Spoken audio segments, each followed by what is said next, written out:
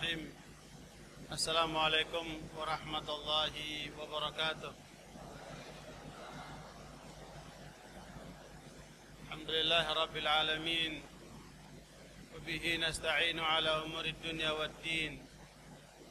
Wassalatu wassalamu ala ashrafil anbiya'i wal mursalin, Nabina Muhammadin wa ala alihi wa sahbihi ajma'in. يا أيها الذين آمنوا اتقوا الله حق تقاته ولا تموتن إلا وأنتم مسلمون. يا أيها الناس اتقوا ربكم الذي خلقكم من نفس واحدة وخلق منها زوجها وبث منهما رجالا كثيرا ونساء واتقوا الله الذي تساءلون به والأرحام إن الله كان عليكم رقيبا. يا أيها الذين آمنوا اتقوا الله وقولوا قولا سديدا يصلح لكم أعمالكم ويغفر لكم ذنوبكم ومن يطع الله ورسوله فقد فاز فوزا عظيما. ما بعد، فإن أصدق الحديث كتاب الله وخير الهدي هدي محمد صلى الله عليه وسلم وشر الأمور محدثاتها فإن كل محدثة بدعة وكل بدعة ضلالة وكل ضلالة في النار. Amma ba'd, fa ikhwani wa akhwati fiddin rahimani wa rahimakumullah. Kita alhamdulillah berada pada malam yang ke-24 dalam bulan Ramadan tahun ini. Alhamdulillah kita disambut dengan rahmat hujan yang lebat. Mudah-mudahan ini menambah berkah dari Allah Subhanahu wa taala dalam kajian kita malam ini. Dan tema yang akan kita bicarakan adalah pemimpin dalam Islam. Almana bangsa Indonesia lagi menunggu pengumuman KPU besok. Siapa yang akan keluar menjadi calon presiden dan wakilnya. Dan barangkali kesempatan ini juga bisa memberikan nasihat kepada calon presiden dan wakil presiden itu. Kalau nanti mereka terpilih menjadi presiden atau wakil presiden, agar mereka diridhai oleh Allah Subhanahu wa taala, maka harus menggunakan sistem Islam. Harus menerapkan ketentuan-ketentuan Islam. Karena kalau kepemimpinan di luar Islam itu hanya sebatas bagaimana meraih kesuksesan dunia. Itu pun sudah banyak yang gagal. Ya, presiden-presiden di Amerika, di Eropa, di timur maupun barat, banyak dari mereka yang gagal untuk membawa kepada kesejahteraan dunia, apalagi kesejahteraan akhirat. Karena orang yang kemudian ingin menerapkan ketentuan kesuksesan dunia akhirat, maka tidak akan mungkin kecuali dengan Islam. Konsep manusia apapun, sehebat apapun, sebanyak apapun, tidak akan mampu bisa meraih kesuksesan dunia, apalagi sampai akhirat, kecuali dari Allah yang maha segala-galanya itu. Dan sekalian, Allah Subhanahu wa taala mengatur negara, mengatur bangsa, mengatur umat, mengatur kekuasaan. Cukup menggunakan 2 ayat. Cukup 2 ayat.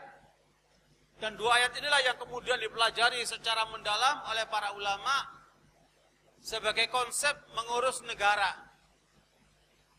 Apa 2 ayat itu? Yaitu pada surat An-Nisa ayat 58 dan 59. A'udzu billahi minasyaitonir rajim. Innallaha ya'murukum an tu'addul amanati ila ahliha.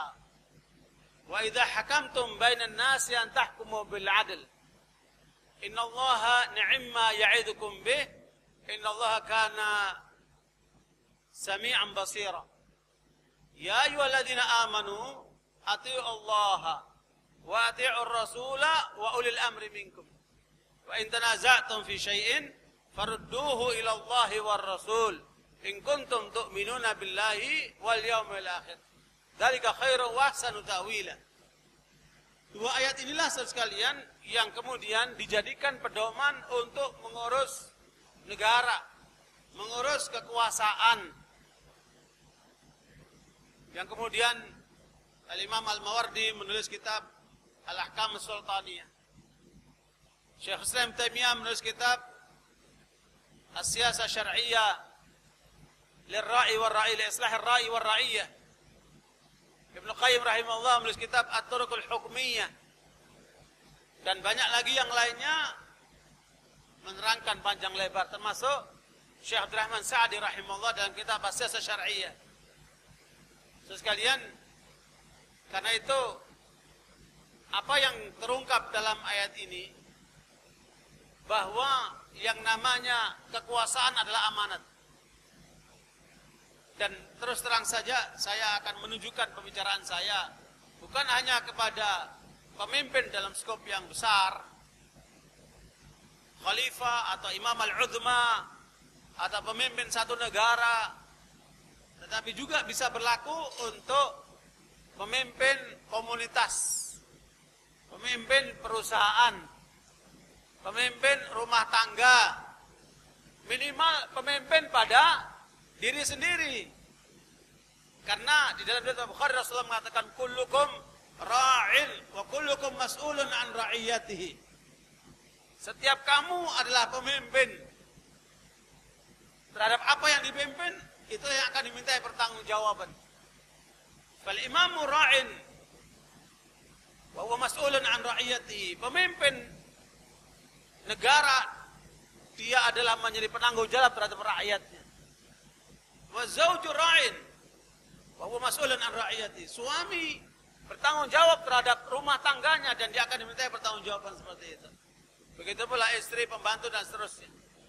Termasuk pegawai, dia bertanggung jawab terhadap apa yang diembankan tanggung jawab kepadanya. Ikhwani barakallahu fikum, makanya kepemimpinan dalam Islam bukan polanya dikejar, bukan polanya diperebutkan. Pemimpin dalam Islam adalah suatu karunia yang Allah berikan kepada hamba itu untuk menerima amanat tanggung jawab kepemimpinan agar ditunaikannya dengan penuh amanat dan tanggung jawab. Karena itu ikhwan barakallahu fikum, Rasulullah SAW menasihati Abdurrahman bin Samurah. Dia mengatakan, ya Abdurrahman, la tas'alil imarah in u'titaha min ghairi mas'alatin u'inta 'alaiha wa in u'titaha an mas'alatin ukilta ilaiha. Kata Rasulullah kepada Abdurrahman sebagai nasihat dan kepada kita semua umat Islam, wahai Abdurrahman, jangan pernah kamu meminta jabatan. Karena apabila kamu memperoleh jabatan itu tanpa meminta-minta, memang kamu layak, memang kamu pantas, sehingga kamu peroleh jabatan itu tanpa meminta-minta, kamu akan dibantu oleh Allah dalam menunaikan amanat jabatan itu. Tetapi sebaliknya, bila kamu memperoleh jabatan itu karena kamu meminta-minta, kamu berharap-harap, kamu kejar, maka kamu akan dilepaskan oleh Allah, tidak dibantu oleh Allah. Ikhwan barakallahu fikum, makanya perintah dari Allah dalam surat An-Nisa ayat 58 ini, innallaha ya'murukum. Allah memerintahkan kepada kalian, wahai kaum mukminin, antu adul amanati ila ahliha. Hendaknya kamu tunaikan amanat kepemimpinan itu, tanggung jawab kepemimpinan itu kepada ahlinya, kepada yang berhak. Makanya Nabi mengingatkan, idza wusidal amru ila ghairi ahli fantadiri sa'ah. Kalau suatu tanggung jawab diberikan kepada orang yang bukan ahlinya, maka tunggu kehancurannya. Karena itu saudara sekalian, para ulama membahas panjang lebar tentang kehidupan umat, kehidupan bangsa. Yang kesimpulannya bahwa umat dan bangsa akan sangat tergantung dari dua manusia. yaitu para pemimpin dan para ulama. Kalau bagus para pemimpinnya, bagus juga para ulamanya, maka baguslah rakyat itu, umat itu, bangsa itu. Tetapi sebaliknya, apabila kemudian para pemimpinnya rusak, masih bisa dinasihati oleh para ulama. Makanya peranan para ulama untuk bagaimana mengawal para pemimpin supaya on the track, di atas jalan yang benar. Kalau salah, luruskan mereka, nasihati mereka. Tapi kalau sudah pemimpinnya rusak, ulamanya rusak, maka bisa dipastikan rakyat dan bangsa itu rusak. Makanya ada ungkapan, kama takunu yuwalla alaikum. Pemimpinmu adalah kualitasmu. Ya, sebesar apa, sehebat apa pemimpinmu, itulah kualitasmu sebagai umat dan bangsa. Karena itu saudara sekalian, menurut saya ini, pendapat saya, pemimpin ini harus dipersiapkan. Selama ini terus terang saja, pemimpin itu hanya diharapkan muncul dari lapangan.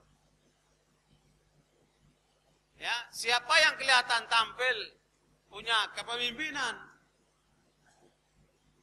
punya kepribadian yang mengarah kepada calon pemimpin, itu kemudian didorong. Padahal kepemimpinan itu adalah seni yang bisa dipelajari, yang bisa digali, dan kemudian bisa menjadi wilayah pendidikan dan pelatihan di situ.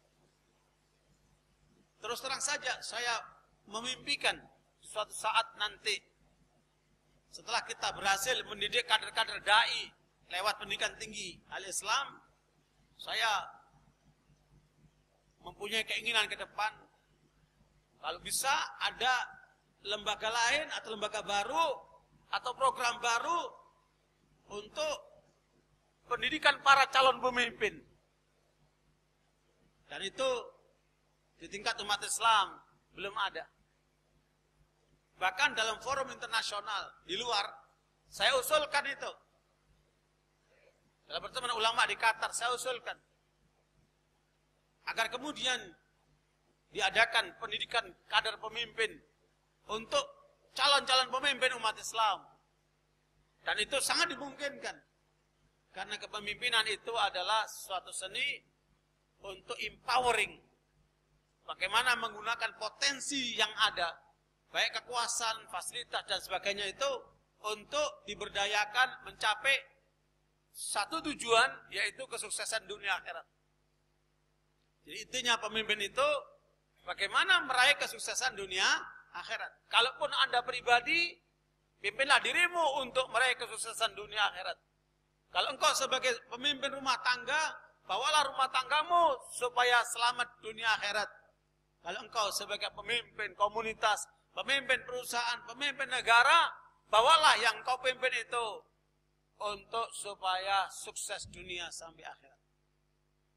Karena itu ikhwan barakallahu yang perlu saya ingatkan, bahwa kepemimpinan adalah amanat. Termasuk kepemimpinan politik, kepemimpinan negara dan seterusnya. Yang harus ditunaikan kepada ahlinya. Siapa nanti ahlinya? Kita lihat berikutnya. Ya. Itu ayatnya. Kemudian yang kedua, kalau kita dapat pemimpin sesuai dengan kriterianya, itu satu hal yang bisa menjadi way out terhadap problematika umat yang begini dahsyat. Baik di tingkat nasional maupun di tingkat internasional. Lihatlah apa yang terjadi dengan perilaku Zionis Yahudi di Palestina itu. Bagaimana sekarang ini umat Islam dibantai dengan biadab oleh kaum Zionis itu.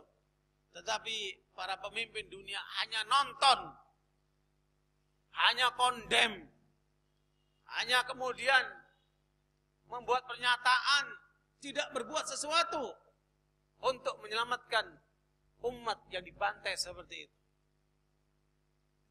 Hari ini kaum Zionis itu sudah menggunakan fosfor, bahan kimia yang sangat mematikan, dan itu adalah kejahatan perang yang luar biasa. Tetapi apa yang terjadi dengan PBB, dengan pemimpin-pemimpin Arab dan pemimpin Islam itu, mereka tidak bergerak untuk membantu saudaranya di sana. Minimal dari sisi kemanusiaan. Itu menunjukkan mereka betul-betul sudah dikendalikan sama Yahudi. Mereka betul-betul sudah tidak berdaya. Karena itu saudara sekalian, inilah pentingnya pembicaraan kita malam ini. Barangkali di antara saudara-saudara yang sudah pasti akan mendapat posisi pemimpin, minimal pemimpin pribadi, bagaimana membawa diri ya, dan mereka yang kita pimpin ke arah jalan yang benar, ke arah sukses dunia akhirat. Dan ini tentunya butuh kesadaran yang dalam, dan insya Allah kita akan bahas dalam rangkaian berikutnya. Ya. Kriteria pemimpin yang kedua adalah Innallaha ya'murukum an tu'addul amanati ila ahliha wa idza hakamtum bainan nasi an tahkumu bil 'adl. Kalau kamu sudah memperoleh kepemimpinan, maka kamu gunakan kepemimpinan itu untuk membawa mereka yang kamu pimpin secara adil. Dan mustahil, sekali lagi mustahil, seorang pemimpin akan bersikap adil kalau tidak berdasar hukum Allah. Karena hukum manusia sudah terbukti menyengsarakan. Hukum manusia terbukti selalu berubah. Hukum manusia ternyata banyak yang gagal. Dan umat Islam setelah dijajah oleh para penjajah itu, hampir seluruh dunia Islam dijajah oleh para penjajah itu. Indonesia dijajah oleh Portugis, oleh Inggris, oleh Belanda, oleh Jepang. Capek bangsa Indonesia dijajah oleh bangsa-bangsa lain. Tetapi kemudian setelah menang, keinginan untuk kepada Islam itu kemudian ditinggalkan, diabaikan, bahkan dikangkangi. Sehingga dicobalah segala macam bentuk sistem lain, karangan manusia. Ya, apakah sistem demokrasi? Sebagian dulu ada yang ingin memaksakan sistem PKI, komunis, dan lain-lain macam-macam sistem lain, termasuk bentuk-bentuk kapitalis sebagaimana ekonomi yang sedang berjalan, kapitalis liberal, dan lain sebagainya dari pikiran-pikiran manusia itu. Begitu mulai yang terjadi di dalam kehidupan bangsa-bangsa muslim lainnya, di negeri Arab dan seterusnya. Mereka juga praktekkan berbagai macam pola sistem karangan manusia. Dan semua berujung dengan kegagalan. Justru apa yang terjadi di Turki ketika ingin mencoba melakukan perubahan dengan Islam, mereka menunjukkan kemajuan yang luar biasa. Padahal masih belum totalitas. Hanya sebagian pikiran-pikiran Islam yang kemudian dipraktekkan sudah mencapai ekonominya itu menyamai Eropa. Dari penghasilan rakyatnya yang income per kapita per tahun $3.000, sekarang sudah mencapai $14.000. Indonesia $3.000 aja belum. Bagaimana bisa mencapai $14.000? Ini butuh perjuangan panjang. Tetapi saudara sekalian, yakinlah kalau kita mau sadar kembali kepada hukum Allah. Dan jangan lupa, hukum Allah itu tidak ada yang dirugikan. Bahkan Allah sendiri nggak butuh dengan manusia. Allah nggak butuh sama kita. Mau kamu pakai hukum Allah, mau tidak pakai Allah nggak butuh. Tapi kita sebagai manusia sadar bahwa kemampuan manusia terbatas. Otak manusia ini dibatasi dengan apa? Kepala ini loh. Kemampuan otak manusia paling mencapai panca inderanya itu. Dan lebih dari itu. Ruh yang ada di dalam dirinya aja dia nggak tahu, nggak paham. Apalagi lebih jauh dari itu. Allah SWT yang Maha tahu memberikan pedoman kepada kita. Dan apalagi Ramadan, Syahrul Ramadan alladzi unzila fil Qur'an hudal linnasi wa bayyinatin minal huda wal furqan. Petunjuk buat manusia supaya benar manusia ini. Tapi mereka tidak mau benar sekalian. Kita yang mau benar, mari kita kembali kepada hukum Allah. Termasuk di dalam memimpin. Dan Anda boleh rasakan ketika kepemimpinan yang Anda terapkan sesuai dengan aturan Islam, apa yang Anda dapatkan dalam kepemimpinan Anda? Kehidupan yang berkah, kenikmatan di dalam hidup. Subhanallah. Dan sekali lagi, Allah tidak butuh sama kita. Kita yang butuh sama Allah. Makanya kalau kita menerapkan hukum Allah, yang untung kita sendiri. Karena itu prinsip dalam hukum Islam. Bahwa setiap produk hukum dalam Islam, tujuannya adalah kemaslahatan manusia. Untuk kepentingan manusia. Apa isi kemaslahatan manusia? Yaitu mencapai kebaikan dan menutup pintu keburukan. Ya, apa yang kita inginkan dengan hukum Islam? Kita capai, kita raih kebaikan, kemanfaatan, kemaslahatan, dan kemudian kita buang segala bentuk keburukan dan kejahatan. Bukankah itu yang diharapkan oleh manusia? Tapi sebagian manusia tidak mau. Karena mereka manusia bobrok, tidak mengendaki kebaikan.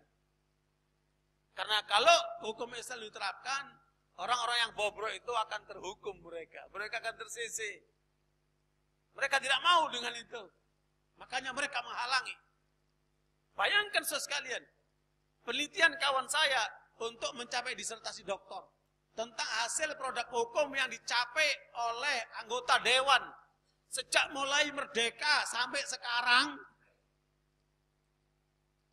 Produk hukum yang dibuat oleh anggota dewan itu hanya 14 produk hukum yang sesuai dengan Islam.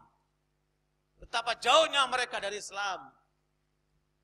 Karena itu sekalian, perjuangan kita harus terus kita suarakan, kita teruskan, kita sampaikan, kita perjuangkan. Karena inilah hukum yang diridhai oleh Allah Subhanahu wa taala. Kembali kepada tema kita. Makanya hukumnya harus adil ketika memimpin. Dan sekali lagi, tidak mungkin orang bisa mencapai keadilan tanpa melaksanakan hukum Islam. Keadilan sosial yang disuarakan oleh bangsa Indonesia itu hanya akan menjadi angan-angan kalau tidak menerapkan hukum Islam. Mari kita lihat definisi pemimpin. Secara bahasa, pemimpin artinya orang yang memimpin sesuai dengan kamus bahasa Indonesia. Bisa tadi sekali lagi memimpin diri sendiri, keluarga, masyarakat, sampai memimpin negara. Secara syar'i, orang yang diberikan amanah kekuasaan, baik kekuasaan negara, lembaga, atau keluarga, dari mulai besar sampai kecil, dan memberdayakan segenap potensi untuk mencapai kesuksesan dunia dan akhirat. Inilah definisi kepemimpinan dalam Islam. Intinya bagaimana meraih kesuksesan dunia dan akhirat. Oke, ini kriteria pemimpin. Yang kalau kemudian kita ingin menentukan siapa calon pemimpin yang tadi sesuai dengan ayat 58 yang berhak memperoleh jabatan kepemimpinan itu, maka Allah menyebutkan wa khairu man istajaltal qawiyul amin. Persyaratan seorang pemimpin itu ada dua, yaitu al-qawi. Pemimpin harus kuat. Kuat apanya? Bukan cuma kuat ototnya. Ya, pertama kuat agamanya. Jangan milih pemimpin yang bahlul masalah agamanya. Ya, makanya ketika Al-Imam Hasan Al-Basri, seorang ulama tabi'in, ditanya oleh seorang bapak, saya punya anak perempuan, kepada siapa saya nikahkan anak saya? Kata Hasan Al-Basri, nikahkan anakmu kepada orang yang bertakwa. Karena orang bertakwa itu punya ilmu. Dia akan menunaikan hak Allah, maka dia akan menunaikan hak anak. Subhanallah itu. Makanya pertama kekuatan pengetahuan agama. Sebab kalau dia sadar atas posisinya sebagai hamba Allah untuk kemudian menjalankan kepemimpinannya sesuai ketentuan agama, maksudnya agama Islam ini ya, bukan agama lain, maka dia akan penuh tanggung jawab di dalam menjalankan amanat. Yang kedua, kuat kepribadiannya. Tidak mau didikte oleh asing, tidak mau didikte oleh pendikte yang nggak benar, pemisik nggak benar, nggak mau dia. Punya kepribadian dia. Berarti dia mampu untuk mengambil keputusan. Kemudian kuat fisiknya. Makanya tidak boleh pemimpin itu loyo, pemimpin itu cacat, pemimpin itu harus kuat fisiknya. Kemudian yang berikutnya adalah kuat pengalamannya. Karena semakin orang itu banyak pengalamannya, semakin matang dia. Ya. Dan lain sebagainya dari pengertian kuat pada ayat itu. Wa khairu man istajartal qawiyul amin. Ya, kuat dulu. Baru al-amin, jujur. Ya, berdasarkan posisi amanah. Amanah itu kekuasaan jabatan yang diemban oleh orang al-amin, orang yang jujur. Ya. Dan jujur itu dasarnya adalah rasa takut kepada Allah. Orang yang jujur sekarang di zaman ini akan sedikit sekali. Cari orang pintar banyak, tapi cari orang jujur tidak banyak. Apalagi untuk mengemban kepemimpinan. Ya, makanya jadilah orang yang jujur. Karena di mana-mana orang jujur itu bernilai. Di mana-mana orang jujur itu berharga. Meskipun zaman modern ini arti kejujuran itu sudah semakin redup, semakin tipis. Ya. Sehingga karenanya orang yang jujur itu senantiasa takut kepada Allah. Zuhud menggunakan seluruh potensi kekayaannya untuk mencari ridha Allah. Wara menghindari segala yang dapat menyebabkan fitnah, syubhat, haram dia tinggalkan. Sabar dan berorientasi akhirat. Ya, orientasi akhirat karena itu adalah ingin mencapai keselamatan. Kemudian sekalian, kriteria pemimpin menurut para ulama. Ini pengembangan dari dua ayat tadi itu. Karena ada ungkapan wazadahu bastatan fil ilmi wal jism. Tentang apa? Talut. Allah berikan kepadanya kelebihan di bidang fisik dan ilmunya. Ya, kelebihan ilmu dan fisiknya. Makanya dari rangkaian berbagai dalil itu disebutkan ada 4 kriteria pemimpin. Ya, bertakwa berarti dia menunaikan hak Allah, menjalankan perintah Allah, meninggalkan larangannya. Berilmu ini nanti kita akan lebih rinci lagi. Ilmu apa yang diperuntukkan oleh seorang pemimpin? Selain ilmu din, ya, dia perlu ilmu humaniora, ilmu tentang umat manusia, tentang manusia. Apakah kaitan dengan ilmu sejarah, ya, ilmu antropologi, ilmu budaya, atau ilmu psikologi, ilmu kejiwaan, ilmu sosiologi, ilmu kemasyarakatan, ilmu ekonomi, ilmu politik, dan ilmu-ilmu lain nanti kita bahas lebih dalam tentang bidang-bidang ilmu apa yang diperlukan oleh seorang pemimpin agar dia menunaikan tugasnya dengan sebaik-baiknya, bukan atas dasar kira-kira. Kalau orang melangkah dengan ilmu itu pasti mantap, ya. Tapi ilmu nggak bisa diperoleh dengan ngantuan gitu. Harus apa? Betul-betul perhatian. Yang ngantuk bangunin, yang ngantuk bangunin. Nanti habis ini tidur lagi. Kemudian yang ketiga adil. Adil itu pengertiannya apa? Hah? Tidak bohong, jujur. Kemudian dia konsekuen antara ucapan dan perbuatan. Adil dalam arti terpercaya. Ya. Kemudian capable, mampu dia, punya kemampuan. Kalau udah punya kemampuan, nggak bisa menunaikan tugasnya dia. Dia butuh untuk menunaikan tugas itu, maka kemampuan ini dibutuhkan. Ya, mampu mengelola dirinya, mampu mengelola bawahannya, mampu memberdayakan semua potensi ada, punya capability. Nah, ada macam-macam pemimpin. Yang pertama adalah pemimpin yang ulama. Ini yang seharusnya. Di masa Khulafa Rasyidin yang berlaku yang pertama ini. Abu Bakar, Umar, Utsman dan Ali radhiyallahu anhum, mereka pemimpin, mereka juga ulama. Ini adalah pola yang pertama. Inilah yang ideal. Kalau tidak bisa mencapai itu, maka pemimpin bukan ulama, tapi menghormati ulama. Pemimpin yang masih bisa mendengarkan nasihat ulama, masukan dari para ulama. Ya, karena kalau pemimpin yang jenis yang kedua ini masih diberkahi sama Allah. Kenapa? Dia masih punya rem. Ya, masih mendengarkan suara para ulama. Nah, yang ketiga, pemimpin yang memusuhi ulama. Wah, ini masalah ini. Ya. Pemimpin yang bukan ulama tapi menghormati ulama seperti Harun al-Rasyid.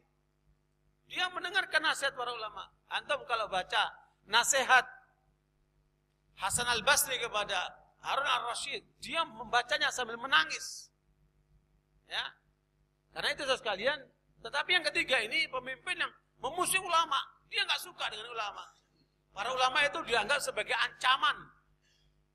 Ini pemimpin yang nggak benar. Ini yang dialami oleh Imam Syafi'i, Imam Ahmad, dan banyak ulama yang mengalami derita seperti itu. Ya, ulama dimusuhi oleh para penguasa. Karena dianggap akan membahayakan posisi sang penguasa. Yang parah lagi yang keempat, yaitu pemimpin yang memberdayakan ulama. Memperdaya ulama, bukan berdayakan, memperdaya ulama. Jadi ulama diarahkan supaya ngikuti maunya pemimpin. Jadi ulama memutuskan atau memfatwakan sesuai dengan kehendak sang pemimpin. Ulamanya nere bontek, kata orang Madura. Ulamanya hanya pak turut, penurut kepada sang pemimpin. Ini bukan ulama yang benar. Makanya kata Imam Sufyan Ats-Tsauri, kalau kamu lihat ulama datang ke istana, ujuk-ujuk dia datang, ya, maka ketahuilah dia pencuri, dia maling. Karena dia datang ke sana mau dapat sesuatu. Ya. Makanya Imam Malik rahimahullah ketika diminta oleh penguasa untuk datang ke istana mengajarkan anak-anaknya, dia tolak. Imam Malik mengatakan al-ilmu yu'ta la ya'ti. Ilmu itu didatangi tidak mendatang. Ya. Karena ada kehormatan ya pada para ulama itu. Tidak boleh dia menghinakan di depan para penguasa. Metode kepemimpinan yang efektif ini adalah merupakan satu teori dalam memimpin. Kalau Anda jadi pemimpin, jangan otoriter. Ya, kalau Anda jadi pemimpin, jangan semena-mena. Nah, ada 4 model kepemimpinan. Yang pertama, model instruksi, perintah. Dan ini biasanya struktural, seperti militer, polisi, ya, cenderung ditaati atas dasar perintah. Dan ini tingkat kepemimpinan paling rendah. Ya, ini tingkat kepemimpinan paling rendah.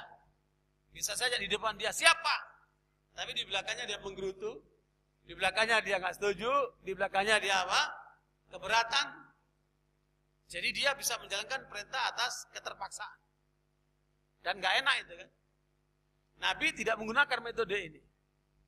Ya, metode instruksi seperti ini. Yang kedua adalah konsultasi. Itu diberikan motivasi, kemudian dikasih tugas.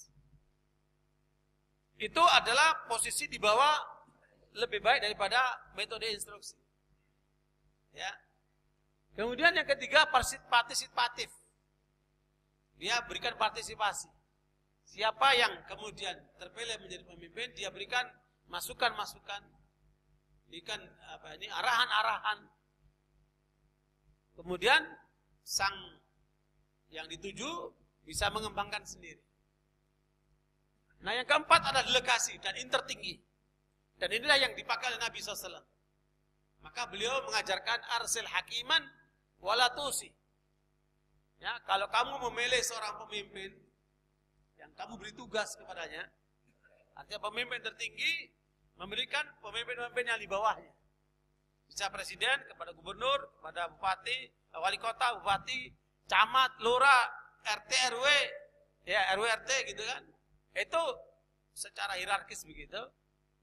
Maka bila memberikan tanggung jawab kepemimpinan, paling bagus adalah metode delegasi. Dan ini tingkat kepercayaan yang paling tinggi. Ya, tingkat kepercayaan yang paling tinggi. Makanya orang yang diberikan tanggung jawab dengan tingkat kepercayaan yang tertinggi itu, dia akan melaksanakan dengan sebaik-baiknya. Dia perlu tanggung jawab. Nah, ini 4 model kepemimpinan dalam teori modern dan teori kepemimpinan masa lalu. Ini perlu untuk kita ambil di dalam pelaksanaan nanti ketika kita menjadi pemimpin. Kemudian metode pemberdayaan bagi pemimpin. Karena pemimpin itu harus inspiratif dia. Pemimpin itu harus inovatif dia. Pemimpin itu harus motivator dia kepada yang dipimpin. Ya. Sehingga bagaimana dia memberdayakan yang dipimpin itu dari pasif kepada aktif. Dari ngantuan sampai efektif nggak ngantuan. Ya. Dari malas jadi apa? Dari semangat. Ya, dari ogah-ogahan jadi sungguh-sungguh. Dari pasif kepada aktif. Kemudian tergantung menjadi tidak bergantung. Ada kan? Ada orang yang kita tugasi dalam suatu amanah tertentu, dia sangat bergantung sama orang. Nah itu, bagaimana melepaskan ketergantungan itu? Itu adalah tugas pemimpin untuk memberdayakan orang itu. Bertindaknya sedikit menjadi banyak variasi. Berarti ini orang yang tidak inovatif dia. Dibikin bagaimana orang itu menjadi inovatif. Nah itu sentuhan pemimpin ini penting. Ya, supaya hasilnya maksimal terhadap apa yang dipimpin itu. Minat yang tidak menentu dan dangkal menjadi lebih dalam dan kuat.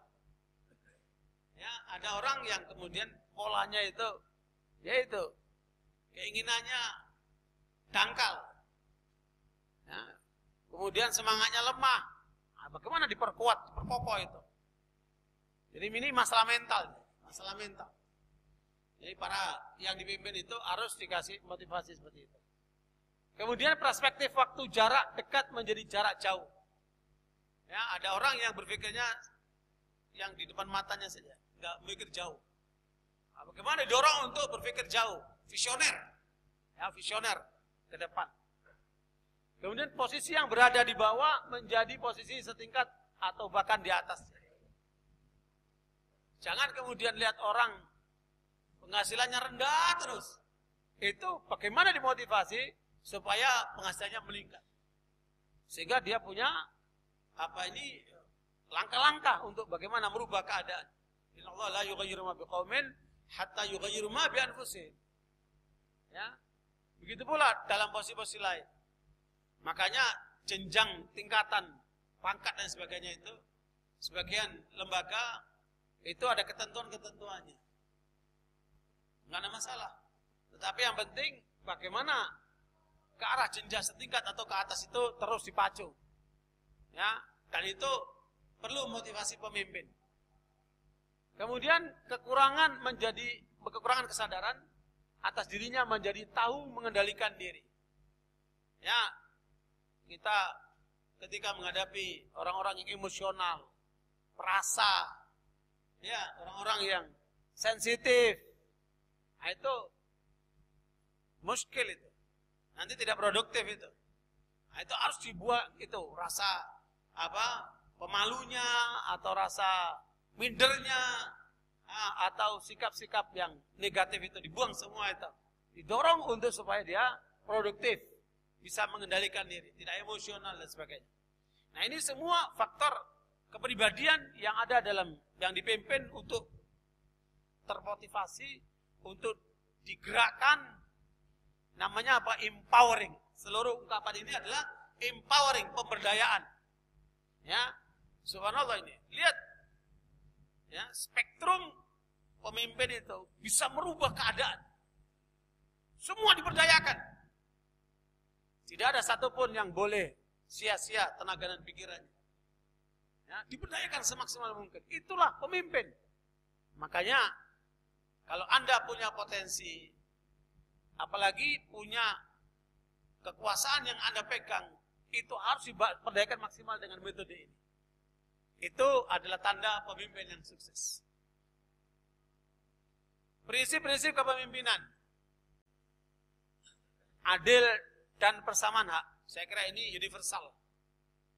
Ya, adil dan persamaan hak. Karena memang prinsip-prinsip Islam ini universal. Bisa dipraktekkan semua bangsa, semua negara, semua umat. Karena bersifat universal. Ya, Anda bicara adil di Indonesia akan sama bicara keadilan di mana-mana pun. Cuman masalahnya pengertian keadilan itu dalam versi manusia pada umumnya hanya terkait dengan sesama manusia, tidak menyangkut hak Allah SWT. Padahal di dalam tauhid kita diajarkan keadilan yang harus kamu tunaikan, keadilan Allah. Hak Allah kamu berikan, baru hak dirimu dan yang lainnya. Seperti itu. Nah, sementara pembicaraan keadilan, justice dalam bahasa hukum ataupun bahasa-bahasa universal, tetapi mereka tidak mengenal tentang hak Allah SWT. Sayang itu. Makanya keadilan di sini adalah keadilan universal dan menyeluruh, komprehensif, baik menyangkut hak Allah, hak manusia, hak diri sendiri. Ya, persamaan hak. Laki, perempuan dan sebagainya jangan dibeda-bedakan karena faktor beda jenis. Ya. Karena kita di depan Allah semuanya sama. Kemudian musyawarah. Ya, sistem musyawarah. Saya kira bagus sekali apa yang dilakukan oleh Profesor Dr. Haim Azhari, guru besar hukum di UI ketika dia ambil disertasi doktor di Belanda, perbandingan antara hukum Islam dan hukum demokrasi. Ya. Dia kemudian mencetuskan ide nomokrasi. Saya nggak setuju juga itu nomokrasi. Udah kerasi-kerasi itu buang aja semua. Kembali kepada hukum Islam. Ya. Saya tanya sama dia, kok Anda sampai tingkatan cuma demokrasi? Kan itu tidak bisa menggambarkan isi semua Islam. Ya, proses Pak. Si profesor ini. Ya, dia ingin membawa kepada hukum Islam melalui proses.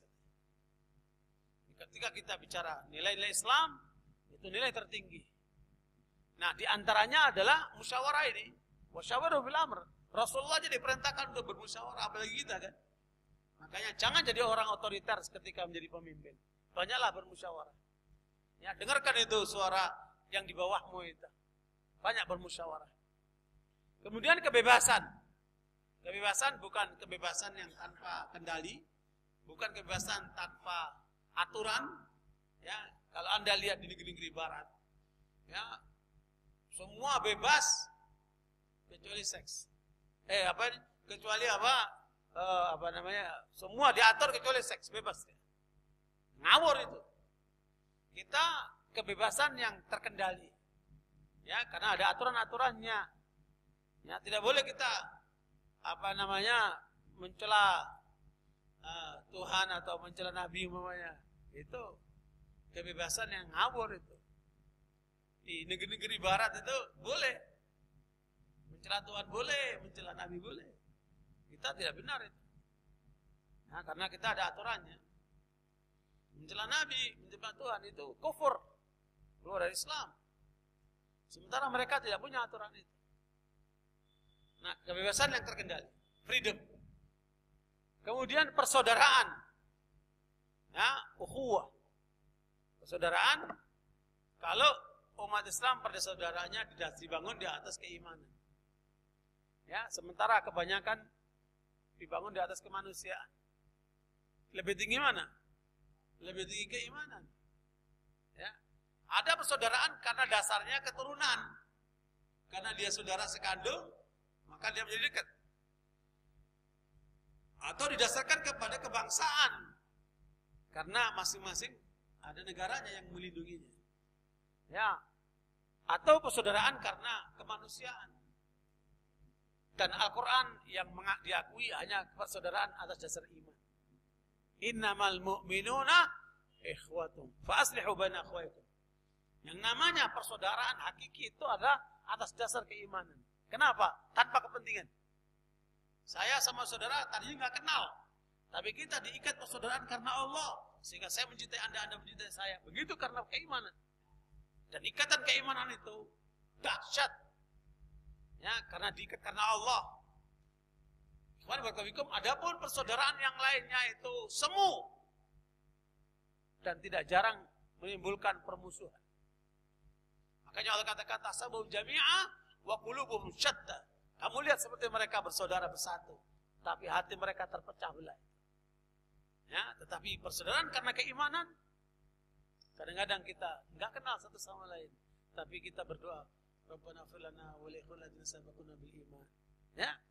Allahumma ighfir lil mu'minina wal mu'minat wal muslimina wal muslimat al ahya'u minhum wal amwat.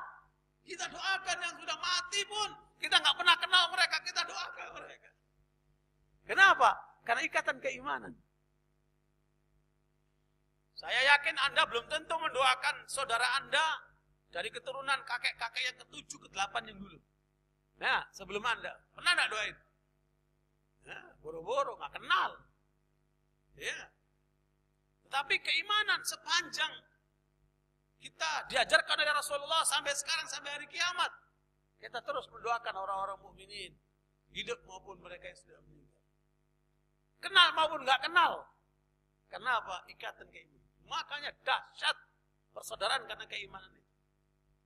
Mereka heran bagaimana ketika saudara-saudara kita dibantai di suatu negeri, umat Islam seluruh dunia bergerak untuk mendoakan mereka, menolong mereka, membantu mereka semampunya.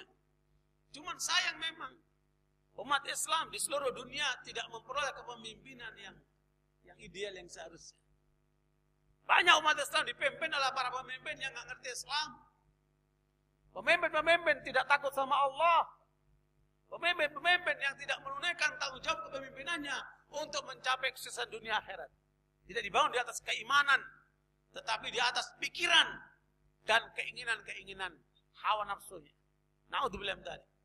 Makanya sekalian, ya, karena kualitas pemimpin tergantung kualitas rakyatnya, dan kita sebagai rakyat ya harus terus meningkatkan kualitasnya supaya dapat pemimpin yang bagus.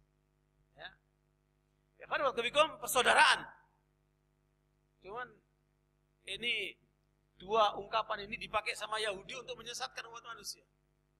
Ya, Yahudi mempunyai 3 konsep besar untuk memperdaya umat manusia dengan ungkapan yang bagus sekali, yaitu apa? Freedom, kebebasan, kemudian persaudaraan, ya, brotherhood, dan equality, persamaan yang di atas itu, persamaan hak. 3 ini bahasa dipakai oleh Yahudi di dalam membangun jaringan di seluruh dunia. Makanya banyak orang-orang Islam yang nggak ngerti, ikut-ikutan dia. Wah, bagus ini, ya, equality, persamaan hak, freedom, kebebasan, dan brotherhood, persaudaraan. Ya, padahal apa yang isinya itu? Kalimatu haqqin urida biha batil. Seperti kata Imam Ali radhiyallahu anhu, itu ungkapan yang benar dimaksudkan untuk yang batil. Ya, untuk kepentingan kaum Yahudi itu. Maka dibikinlah Lions Club, Rotary Club yang tujuannya semua untuk kepentingan Yahudi. Jadi kita jangan sampai tertipu dengan gaya mereka itu. Oh, ini adalah ketentuan dalam aturan Islam. Kemudian yang kelima, ketegasan disertai kelembutan. Bagaimana pemimpin itu tegas pada saatnya, lembut pada saatnya. Kalau bahasa Al-Quran itu Muhammad Rasulullah walladzina ma'ahu asyidda'u 'alal kuffari ruhama'u bainahum. Mereka keras, tegas kepada orang-orang kafir, tetapi lembut sesama kaum mukminin. Pemimpin itu harus punya jiwa seperti itu. Dengan lawan mereka tegas. Dengan saudara, dengan kawan mereka apa? Lembut. Adzillatin 'alal mu'minin, 'izzatin 'alal kafirin.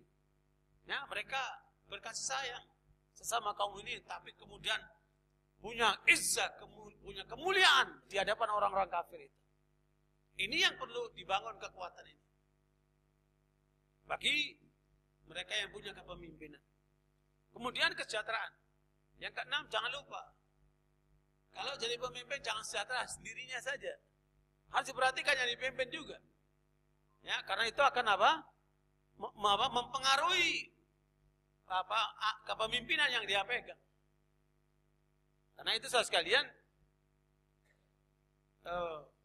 sampai Umar Khattab radhiyallahu anhu mengatakan, kalau seandainya di Irak sana ada satu jalan yang berlobang-lobang, karena itu seekor onta terjatuh, terperosok, maka Umar akan dimintai pertanggungjawaban dari Allah SWT. Ini bicara apa? Bicara infrastruktur. Padahal kan yang namanya onta kan nggak pernah bayar pajak. Kita ini bayar pajak, naik motor, naik mobil, bayar pajak. Ya, berapa kali saya jatuh di jalan itu karena lubang yang apa? Menganga yang tidak disiapkan dengan baik oleh pemerintah. Akibatnya banyak orang jatuh karena lubang-lubang itu. Satu kali di Jatiwaringin itu, wah jalannya hancur banget. Lubangnya gede-gede, saya kayak sumur. Kayak mau pengajian, diundang satu pengajian, pakai gamis, naik motor.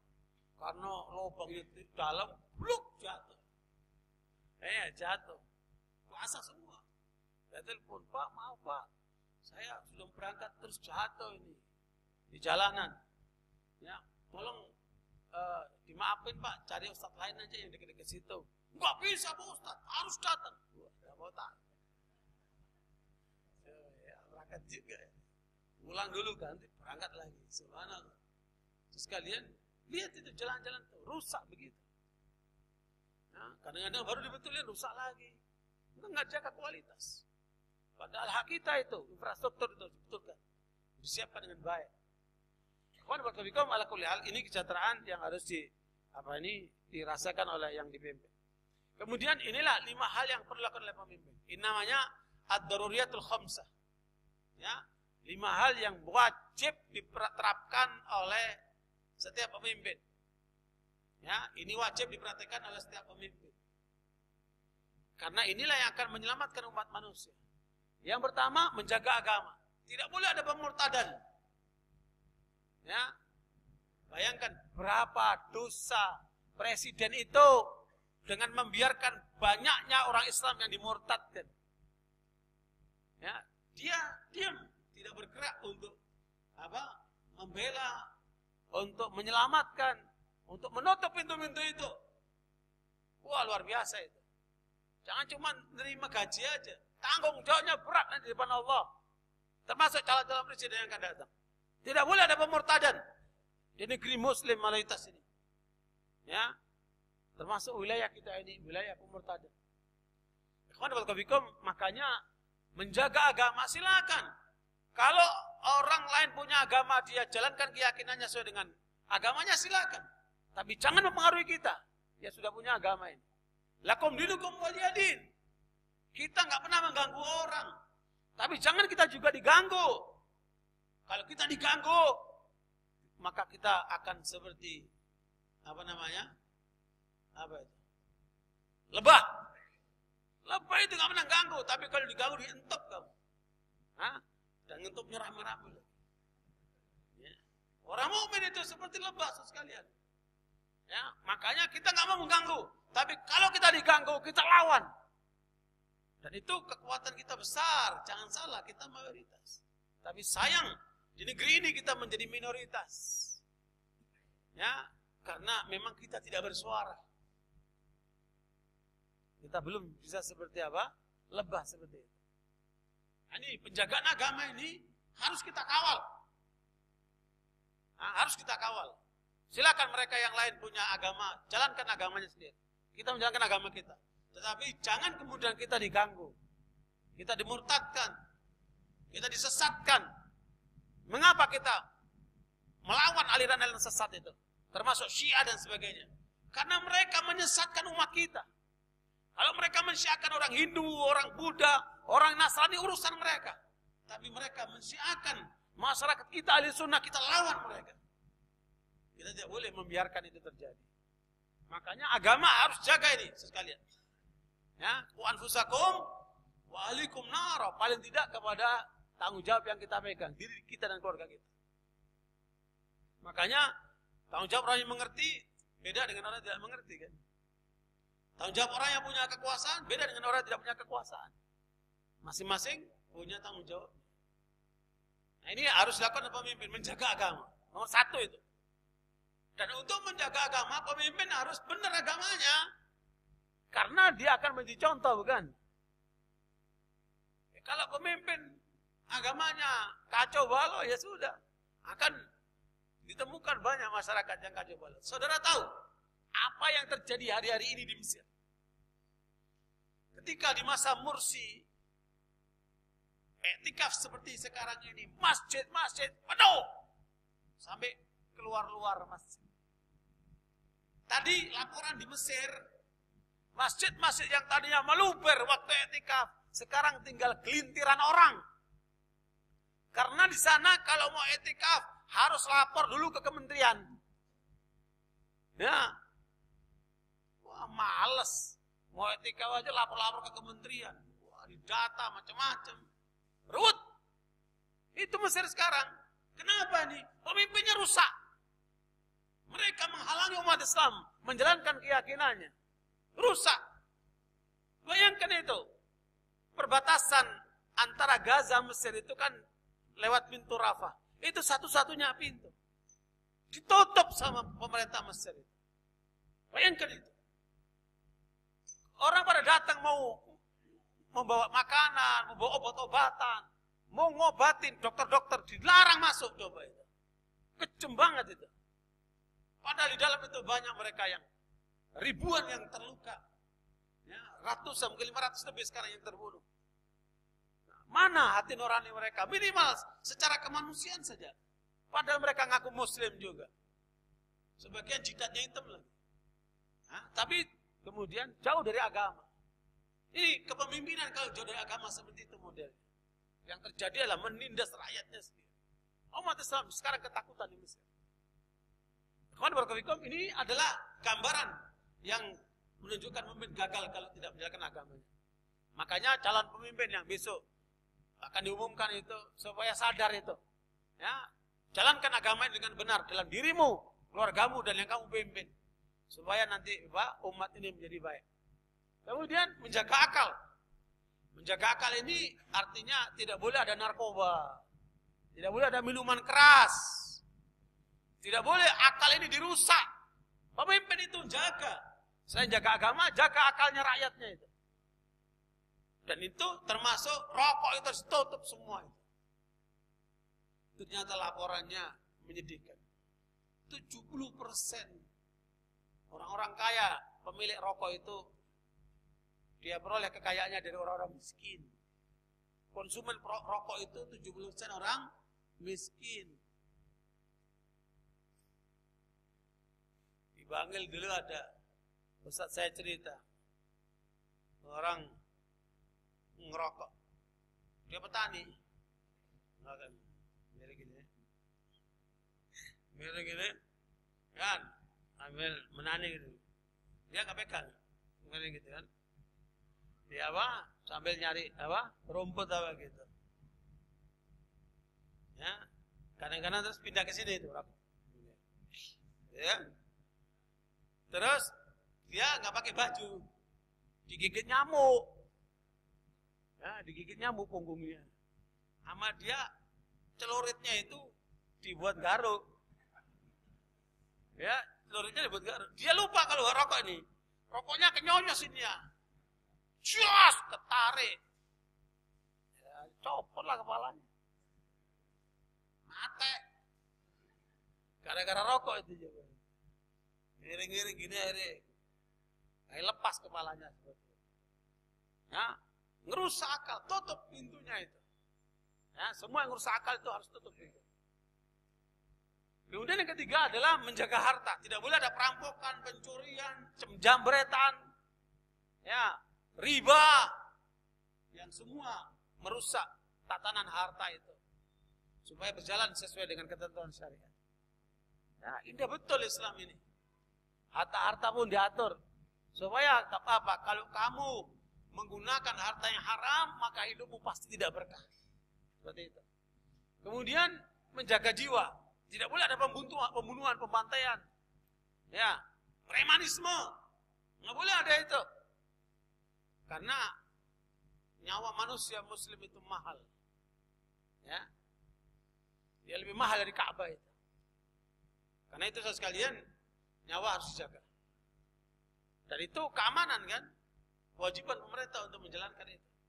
Kemudian menjaga kehormatan. Tidak boleh ada PSK atau tempat-tempat lokalisasi, pelacuran dan sebagainya itu. Ditutup itu harusnya. Alhamdulillah kemarin di Doli dia tutup, berikutnya nyusul yang lain itu. Makanya dalam ketentuan Islam tidak boleh ada tempat-tempat seperti itu.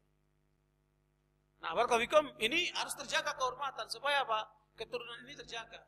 Di Amerika 50% anak-anak yang lahir tidak jelas siapa bapaknya. Karena mereka hubungan bebas seperti itu.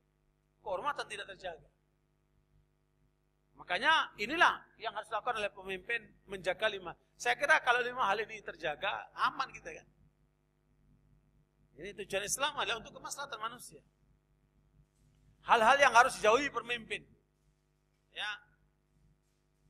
Ya. Ini penting paling tidak untuk pribadi-pribadi ya. Kalau Anda tidak menjadi pemimpin dalam skup yang luas, paling tidak untuk pribadi-pribadi. Pertama, hindari ilmu yang tidak bermanfaat. Ya. Ilmu yang tidak bermanfaat. Jauh itu. Ilmu sihir, ilmu apalah namanya, pokoknya enggak guna itu tinggalkan.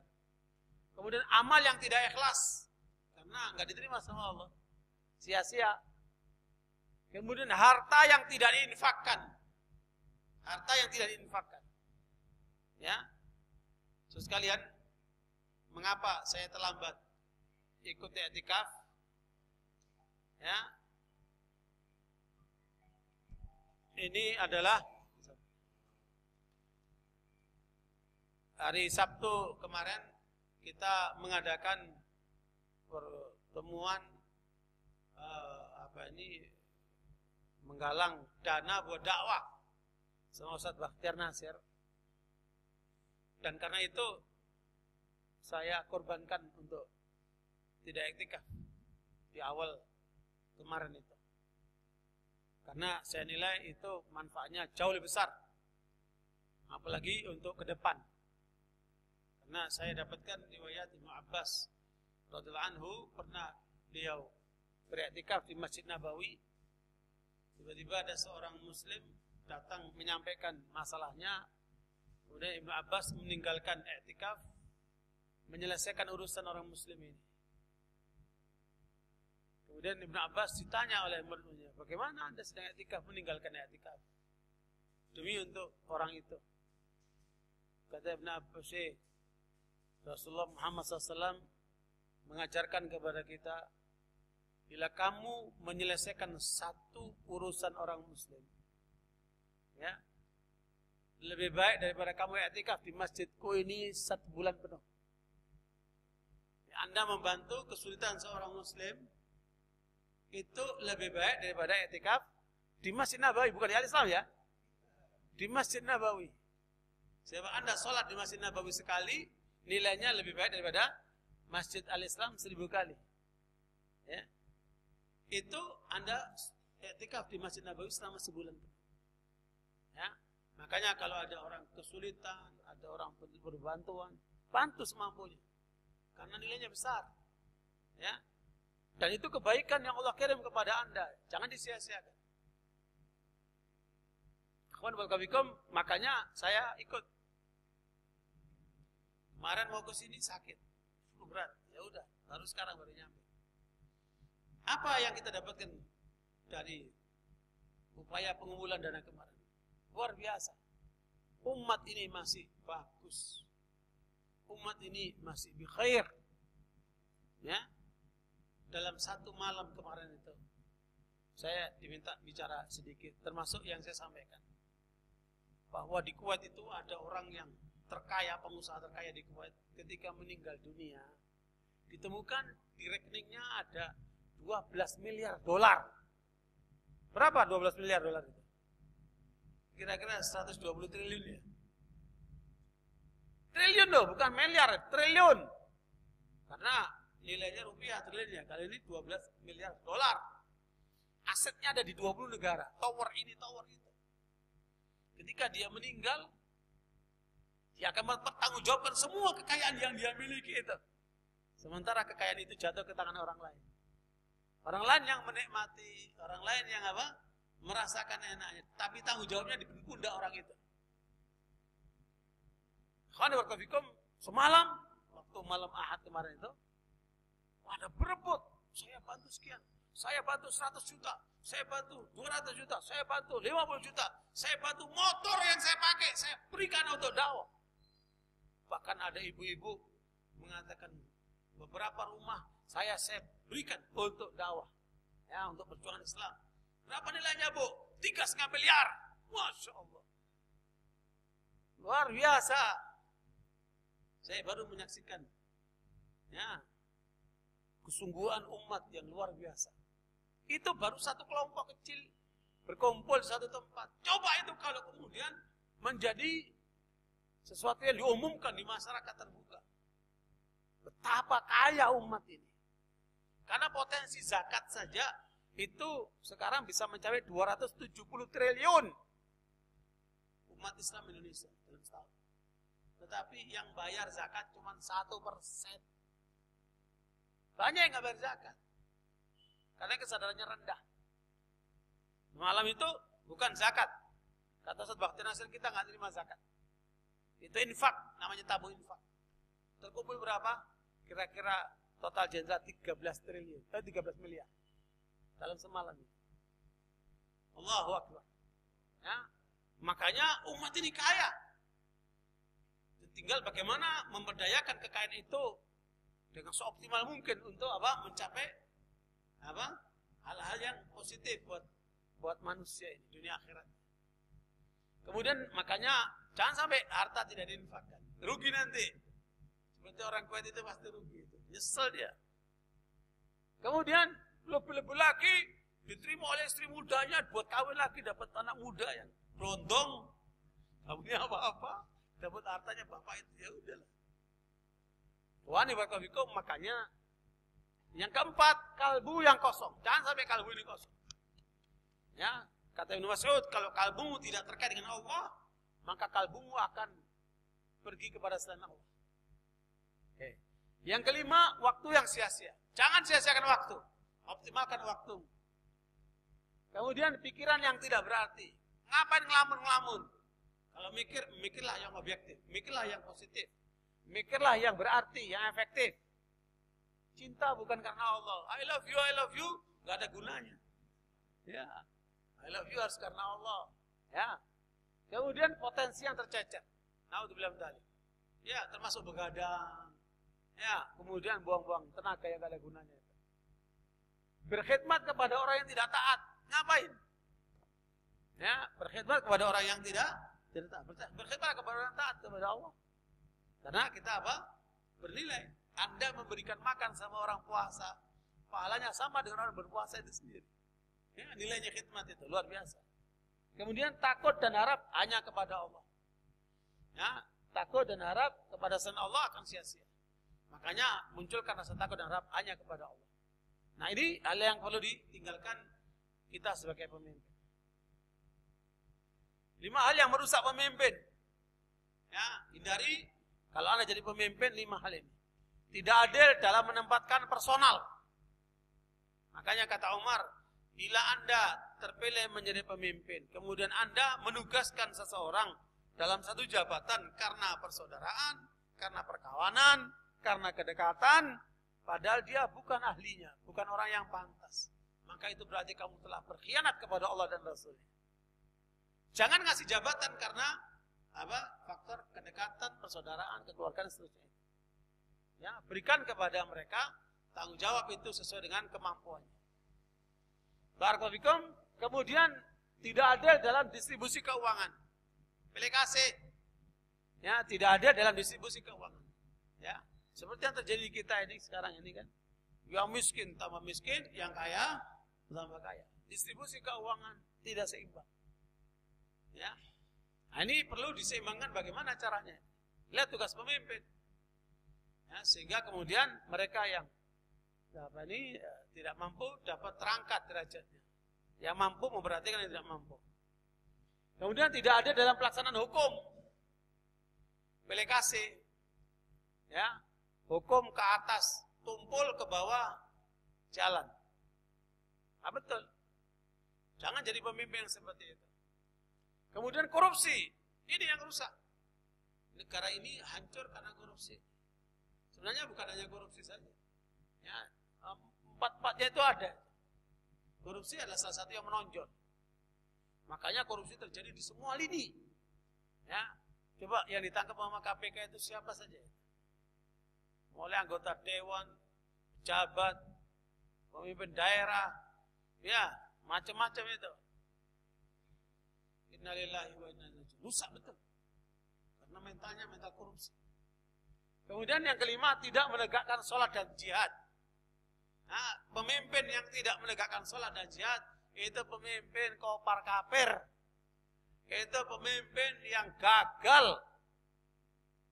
Ya, makanya pemimpin harus komitmen terhadap dua hal ini. Sholat dan jihad. Ya. Subhanallah, dengan sholat kita memuliakan Allah, dengan jihad kita melindungi umat ini dari segala kejahatan dari pihak lain. Oke, ini perlu persiapan pemimpin yang menguasai. Nah ini yang diperlukan pendidikan pemimpin. Inilah yang dibutuhkan oleh kader pemimpin. Ya, dan ini memang butuh waktu. Kita pernah memberikan pelatihan pendidikan kader pemimpin 3 bulan. Ya, ternyata itu nggak cukup. 3 bulan itu baru teori. Itu pun belum mendalam banget. Belum praktek. Ya. Nah, ini ilmu yang diperlukan. Ilmu syar'i. Ilmu syar'i sama banyaknya. Ilmu Quran, ilmu sunnah, usul fikih. Sirah nabawiyah.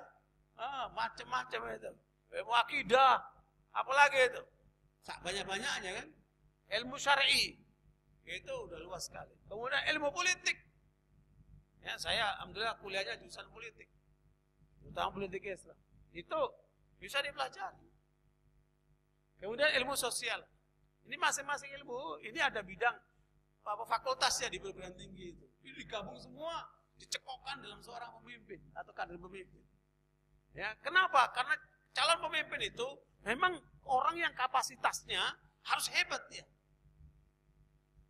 Ya, kalau rata-rata orang menggunakan bahasa itu dia menggunakan kira-kira 5.000 kata. Ya, seorang yang biasa itu butuh 5.000 kata.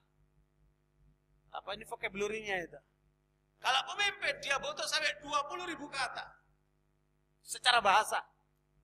Ya, memang kapasitas pemimpin itu harus hebat dia. Di dalam dirinya terbangun suatu hal yang hebat. Ya, kemudian ilmu ekonomi. Supaya dia tahu, supaya nggak ditipu. Ya, harus tahu ilmu ekonomi juga. Kemudian ilmu psikologi. Psikologi perorangan, individu, psikologi sosial, ya, dan sebagainya. Psikologi. Antropologi, ilmu budaya. Komunikasi, bagaimana komunikasinya efektif. Ya, ilmu komunikasi. Makanya pemimpin harus komunikator dia. Bagaimana bisa meyakinkan orang itu harus ahli komunikasi. Kemudian ilmu intelijen. Itu ilmu tersendiri nih, terselubung ini ilmu intelijen. Ya. Dan saudara sekalian, di dunia ini hanya ada di 2 negara pendidikan intelijen kelas pasca sarjana. Indonesia dan Inggris. Di UI sana itu ada jurusan pasca sarjana intelijen. Dan di Inggris pun ada seperti itu. Makanya ada minat, silakan masuk situ. Dan itu ilmunya luar biasa. Ilmu rahasia, sandi, ya, banyak sandi di situ. Kalau informasi yang beredar di masyarakat umum, lihat media, lewat koran, lewat majalah elektronik maupun yang cetak itu kira-kira 80% informasi, 20% lewat intelijen, lewat penetrasi, supaya dapat informasi. Ketika lihat berita, lihat kejadian apa di belakang kejadian itu adalah yang mengungkap ilmu intelijen. Pemimpin harus tahu ini. Bahkan sekarang dunia modern, di dunia usaha sudah pakai dunia intelijen. Makanya ada intelijen swasta kan. Mereka bisa memberikan suatu informasi yang terselubung itu. Nah, itu perlu dikuasai oleh seorang pemimpin, tahu. Sehingga bisa membaca ini gerakan intelijen atau bukan kan? Ini penggalangan atau bukan kan? Kemudian ilmu sejarah. Ilmu sejarah ini panjang banget. Ya. Mulai Nabi Adam sampai sekarang coba. Ya. Will Juron menulis tentang sejarah umat manusia, The History of Civilization. Kira-kira 20 juz lebih. Ya. Imam At-Tabari menulis kitab Tarikhul Umam wal Muluk. Berapa? 10 juz lebih. Ya. Sejarah tentang Islam, peradaban Islam di barat maupun di timur, sampai ke Asia Tenggara ini luar biasa banyak. Itu ilmu tersendiri. Pemimpin harus tahu sejarah. Pemimpin yang nggak tahu sejarah yang nggak akan bisa belajar banyak dia. Karena dari sejarah kita banyak belajar. Termasuk dalam Al-Quran kan, ya banyak sekali mengungkap tentang sejarah kan. Kemudian ilmu futurologi, ilmu tentang ke depan, bagaimana merancang ke depan. Itu ada ilmunya, ya, ilmu futurologi. Dengan kondisi yang sekarang, dengan melihat masa lalu, lihat kondisi sekarang, kita bisa memperkirakan yang akan datang. Itu bukan perdukunan ini ya.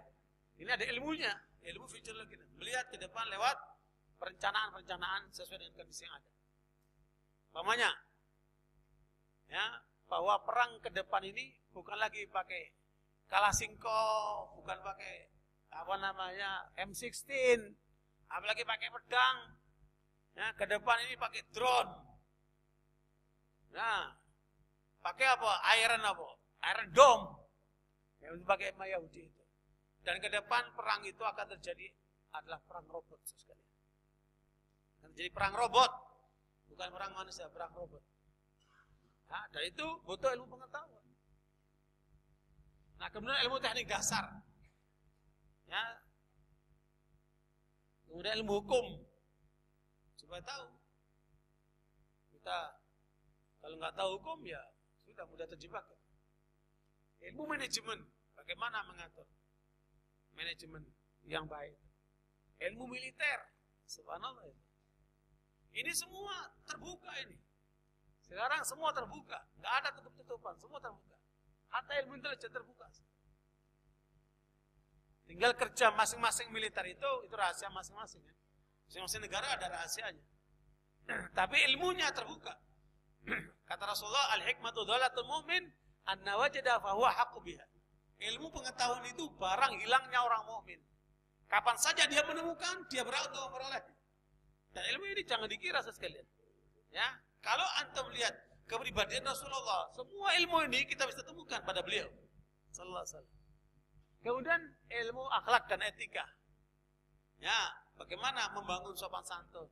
Beda ya akhlak, moral dan tata krama atau budi pekerti beda.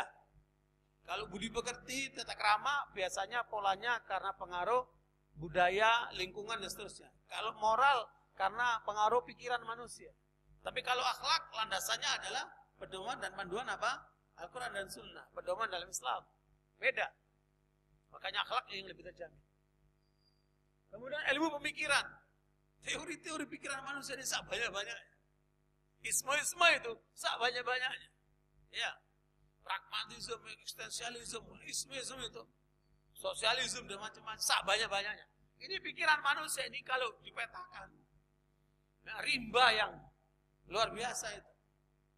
Tetapi untuk pemimpin tahu bagaimana cara berpikirnya orang itu bisa kebaca ketika dia ngomong. Ya, makanya dari ngomong orang itu ketahuan bagaimana ilmunya dia. Dari pemikiran ini bisa kita baca. Ikhwan Al-Qawikum dan lain-lain sebagainya. Kira-kira ada 25 ilmu yang perlu dikuasai oleh kadar pemimpin. Makanya yang punya kapasitas ke arah itu bersiap-siap lillah untuk bagaimana masuk ke dunia yang luar biasa ini. Makanya Rasulullah SAW menyebutkan 7 orang yang akan dapat perlindungan pada hari dia dapat perlindungan di akhirat kelak. Yang pertama siapa? Imamun adil. Pemimpin yang adil. Karena itu gak gampang. Pemimpin yang adil itu gak gampang. Ya, dia butuh kapasitas itu. Kemudian contoh kepemimpinan Rasulullah di Madinah. Lihat bagaimana Rasulullah SAW membangun kekuatan kepemimpinannya itu. Pertama, membangun SDM yang handal. Kalau Anda jadi pemimpin, perhatikan pendidikan, perhatikan SDM sebelum SDA. Ini banyak yang dibicarakan sumber daya alam, sumber daya melulu. SDM-nya gimana? Kita ini amburadul di SDM. Ya, SDM kita ini yang harus kita tingkatkan. Penelitian tentang efektivitas kerja orang Indonesia sama orang Cina. Ya, di Cina itu jam 3 malam udah kerja malam itu. Udah kerja itu, nongkrong-nongkrong bangunan-bangunan itu. Ya. Di Indonesia kita pergi kerja pagi di bis itu, di angkot tidur. Ya, ini mungkin malamnya begadang dia. Ya, atau mungkin kurang gizi, wallahu alam. Ya. Yang jelas efektivitas kerjanya 1:2 kan. Indonesia nih. Saya kemarin ngisi di salah satu perusahaan Jepang. Saya tanya, orang Jepang ini gimana kerjanya? Wah, luar biasa, Ustaz. Dia datang jam 7:30 pagi, pulang jam 10 malam. Dia direkturnya itu. Apalagi di Jepang sono, orang laki itu di Jepang itu, kalau pulang sebelum jam 1 malam, itu dianggap pengangguran. Ya, dari pagi berangkat pulang jam 1 malam, pagi berangkat lagi kerja lagi. Saking senengnya kerja itu. Ya. Kita orang kerjanya ngantuk aja. Nah, itu SDM-nya berkualitas. Ya, makanya memang selain gizi, olahraga dan banyak hal yang bikin aktivitas kita itu menjadi bagus. SDM itu baik jasmani, rohani ya, otak semua dia harus perhatikan. Kemudian membangun masjid. Jadi bangun Nabi masjid. Ya, Masjid Quba, Masjid Jumat, Masjid Nabawi itu ketika hijrah ke Madinah itu dibangun itu masjid. Pusat pembinaan umat masjid. Kemudian membuat perjanjian Madinah. Ini dokumen politik tertua di dunia. Dr. Hamidi dari India membuat penelitian. Dokumen tertua di India adalah Mitsaqul Madinah. Perjanjian politik Rasulullah SAW. Diatur. Karena penduduk Madinah ada Muslim, ada non-Muslim. Ada kaum Yahudi di sana. Diatur. Kemudian persaudaraan. Dibangunlah persaudaraan kuat antara kaum Muhajirin dan Ansar. Sehingga masyarakatnya itu masyarakat yang yang kuat. Kemudian tentara. Nah, adanya tentara, pasukan. Dan pasukan-pasukan di masa Rasulullah itu dikendalikan dan dikirim pada di masjid, dari masjid. Mereka berangkat dari masjid. Kemudian menjaga keutuhan negara dari segala rongrongan dari dalam maupun luar. Ya, makanya kalau ada struktur negara itu kedaulatannya harus dijaga. Oke. Karena kelihatannya sudah mulai teler-teler. Dan sampai di situ aja ya. Paling tidak ini the end untuk calon pemimpin ke depan. Mudah-mudahan ini bisa menjadi masukan untuk kita masing-masing yang paling tidak pemimpin dalam skop yang terbatas. Paling tidak ini bisa menjadi bekal kita untuk menjadi pemimpin yang amanat, yang kemudian dapat menunaikannya dengan sebaik-baiknya. Karena kita akan diminta pertanggungjawaban oleh Allah atas apa yang kita pimpin. Ya. Barakallahu wasallallahu Muhammad alhamdulillah amin. Masih ada pertanyaan? Udah hampir 9:30. Ya, kalau ada pertanyaan silakan, kalau enggak ya kita tutup. Ya, Pak. Assalamualaikum warahmatullahi wabarakatuh. Yang perlu saya sampaikan Ustaz, bahwa Indonesia ini adalah menganut dua sistem. Yang pertama adalah sistem hukum common law system, yang cirinya adalah rule of law, di mana substansinya di situ equality before the law. Ciri yang kedua, sistem hukum yang kedua di Indonesia itu adalah menganut sistem hukum Eropa kontinental.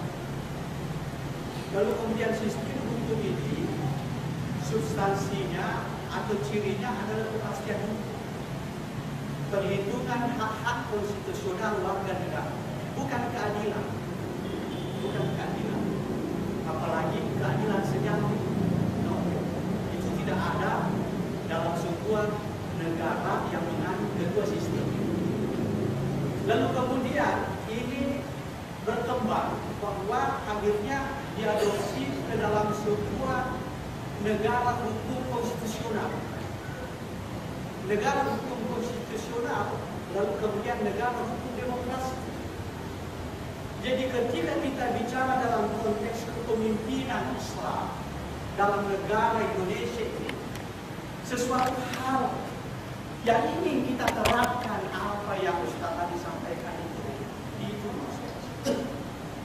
Kenapa bisa terjadi? Oleh karena yang ke depan ini di dalam kehidupan masyarakat ini yang berkembang adalah ajaran negara hukum konstitusional atau ajaran negara hukum demokrasi. Salah satu paham demokrasi itu ada 4 pilar. Yang pertama adalah kebebasan berakidah. Kebebasan berakidah. Ketika kita mempersoalkan akidah yang menganut paham Syiah, maka kita melawan negara. Kita melawan pemerintah. Akhirnya ketika salah seorang ustaz meneriakkan tentang bagaimana orang Islam di sekitar kita dimurtadkan, maka kita melawan negara. Karena kenapa? Ini ciri negara hukum demokrasi. Kebebasan berakidah. Berakidah adalah negara melindungi, pemerintah melindungi. Ketika kita mengatakan bahwa Anda itu adalah Syiah berusak agama Islam, lalu kemudian kita akan berhadapan dengan pemerintah dan akan berhadapan dengan negara. Celakanya lagi, ustaz-ustaz itu akan dikatakan bahwa mereka itu adalah teroris. Ini persoalan. Yang kedua adalah kebebasan berpendapat. Bagaimana orang Islam tidak terkoyak, tidak hancur akidah, tidak rusak, moralnya hancur karena dia masuk ke dalam ajaran demokrasi. Demokrasi adalah sebuah ajaran yang cirinya adalah kedaulatan rakyat. Rakyat yang harus memiliki kekuasaan, rakyat yang harus memiliki kedaulatan. Sumber kekuasaan dari rakyat, bukan dari Allah Subhanahu wa Ta'ala. Sehingga itu yang harus teraplikasi dalam kehidupan masyarakat. Sehingga ketika kita mau menerapkan bagaimana hukum Allah, syariat Allah, kita mengalami negara, kita mengalami tantangan. Sehingga orang-orang Islam yang masuk ke dalam ajaran demokrasi, maka kita lihat pasti saling menghina, caci mencaci, lalu kemudian akidah. Sehingga kepemimpinan Islam tidak bisa kita terapkan dalam kehidupan. Yang ketiga adalah kebebasan berperilaku dalam ajaran demokrasi. Ketika seseorang tidak berjilbab, lalu kemudian salah seorang profesor di negara ini, dia menganggap bahwa itu adalah sebuah budaya. Ketika orang Islam mempersoalkan bagaimana WPS di mana-mana, tapi kemudian pemerintah mengatakan bahwa Anda boleh silakan tapi di tempat ini, jangan di sini, karena ini ajaran demokrasi. Lalu kemudian orang-orang Islam yang duduk di dewan, yang duduk di pemerintahan merestui semuanya, karena ini ajaran demokrasi. Padahal sesungguhnya tidak ada yang berhak menghalangkan kecuali hanya Allah Subhanahu. Tapi kemudian hak Allah Subhanahu wa taala dalam negara demokrasi semua sudah diambil oleh mereka itu yang duduk di sana. Yang keempat adalah kebebasan memiliki sesuatu. Seperti yang Ustaz tadi sampaikan, bahwa sekarang hari ini tidak bisa lagi membedakan yang mana haram, yang mana halal. Bahkan mereka berprinsip, jangankan yang haram itu bisa. Karena itulah kemudian ketika kita ingin bagaimana menerapkan wa man lam yahkum bima anzalallah ulaika humul kafirun, maka kami mohon, kami minta dan kami mempertanyakan pemimpin yang baik, pemimpin yang benar mau menerapkan dalam kehidupan masyarakat dengan mengacu kepada Al-Quran dan Sunnah adalah pemimpin yang menegakkan kalimat tauhid, kalimat la ilaha illallah Muhammad Allahu Akbar.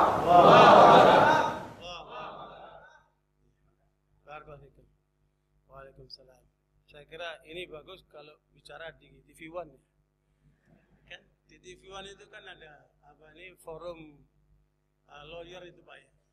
Lalu Bapak, saya kira lancar sekali ngomongnya dan ahli hukum seperti Bapak ini. Bapak lawyer Pak.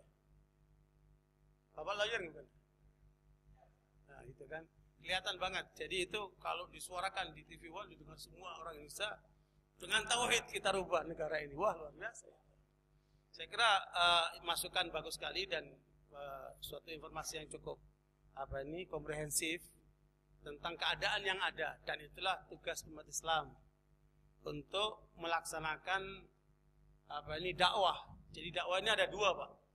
Bisa mereka yang masuk ke dalam sistem, dan itu sudah banyak yang gagal karena upaya telah dilakukan oleh Masyumi, oleh berbagai pihak sampai terakhir ini seperti itu, belum bisa mencapai yang maksimal, tapi tetap harus diusahakan.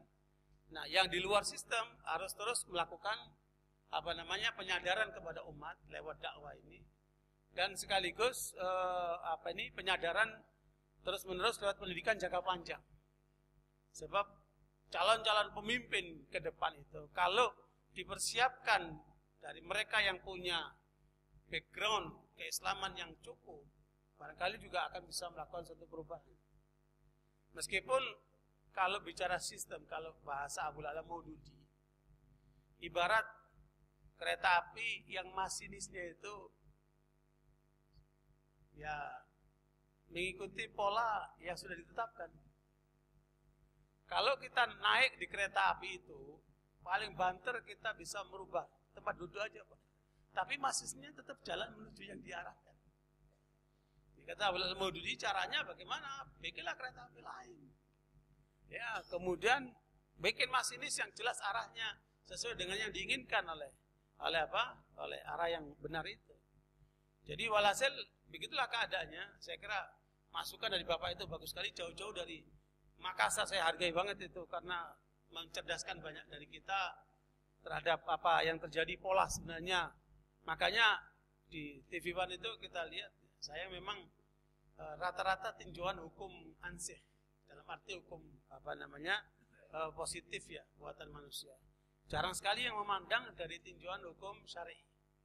Padahal itu bisa dimasukkan sebagai suatu nilai dakwah, bahwa mereka bagaimanapun mayoritas muslim, tapi sudah terbentuk otaknya dengan pola-pola seperti itu. Bahkan Pak, saya informasikan, di Saudi Arabia Pak, tidak ada fakultas hukum positif.